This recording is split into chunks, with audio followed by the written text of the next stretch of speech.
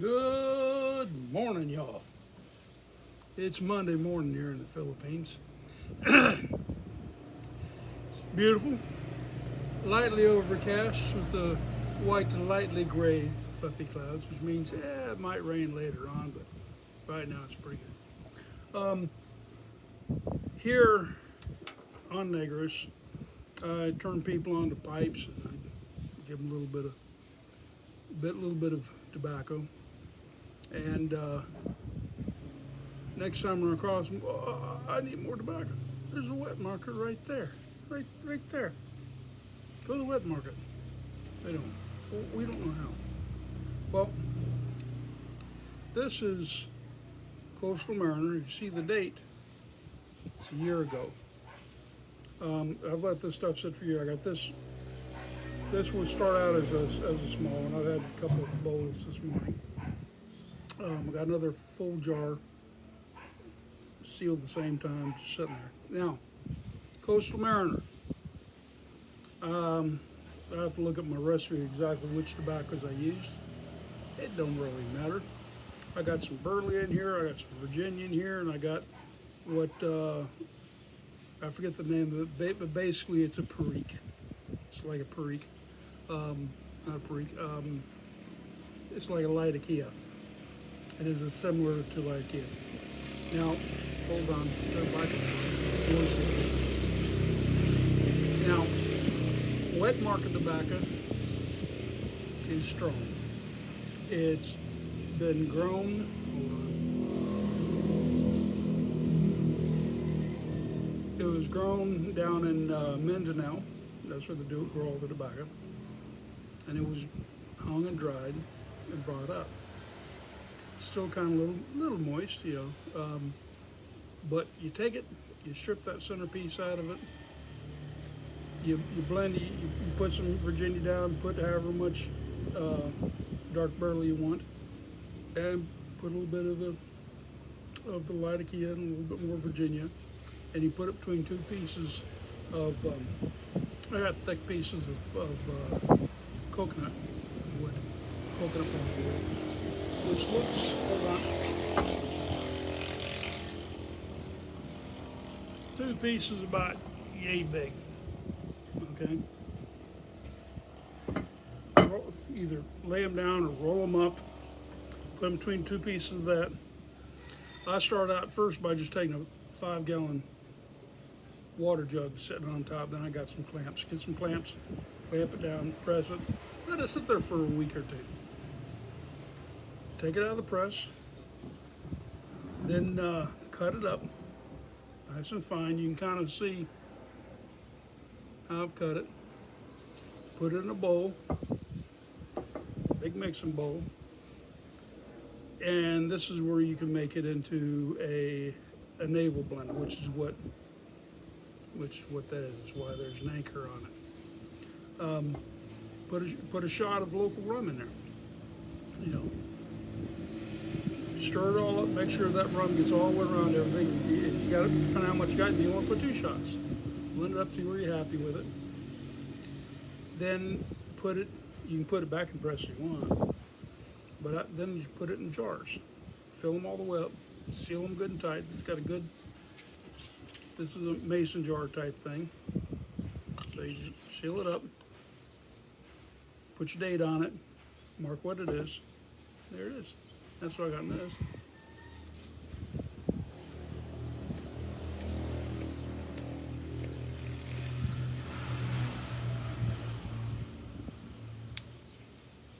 It smells pretty good.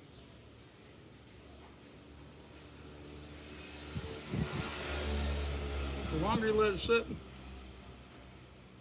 better it's going to get. Okay. This stuff seems kind of dry, a little dry, a bit dry.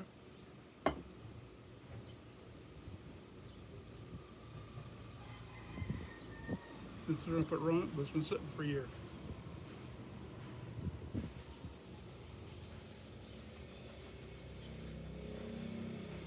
Now the flavor. Flavor first is, well, when you smell it, the smell of it, hold on, fan to go by so I can get on and smell.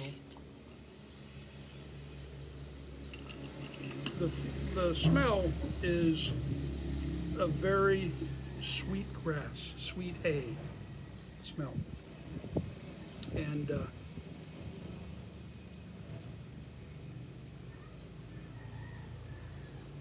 hey there.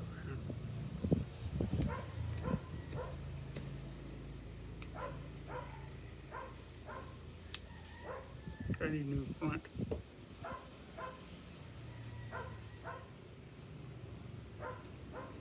The flavor, slightly sharp.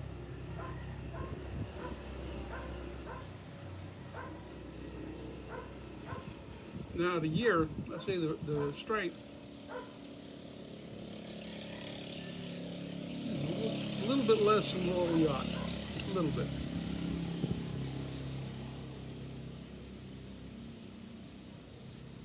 At 4 or 5 months, it's going to be like you're smoking really hard English.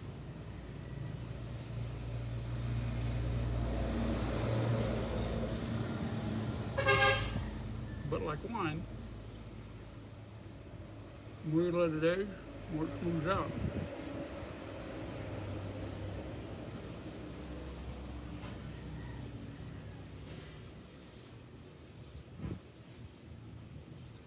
So it's not a go down there, get some tobacco, bring it home, smoke it kind of thing.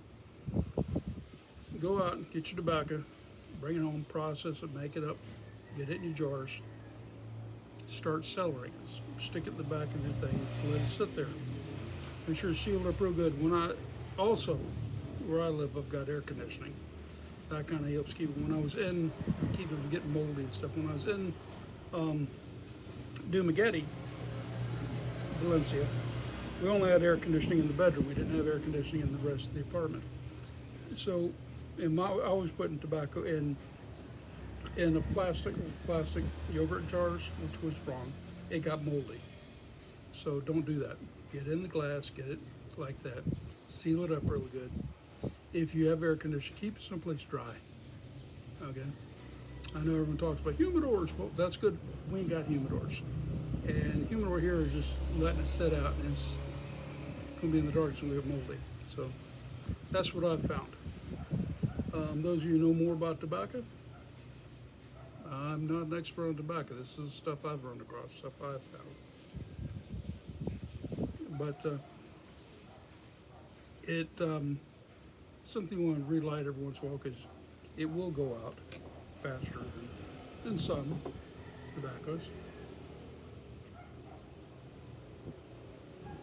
But I would say this tobacco that blends up and coming up with are probably more like 18th and 19th century blends. Everyone says, well, that's, Peterson and these other companies are making this same blend for, well, yeah, they make the same blend, but processes have somewhat changed. At one point, they went from having clamps to compress tobacco to having hydraulic presses. They've got humidors. They didn't originally have that. Originally, things were made in barns and people's houses and the back of shops, and there weren't no air conditioning. So this is more of an old, proper, beyond cadre, antiquity. This would be closer to some of the tobaccos that Mark Twain would have smoked, that Keats would have smoked, that some of the great writers and great smokers and great thinkers in the past would have smoked. So it's kind of like you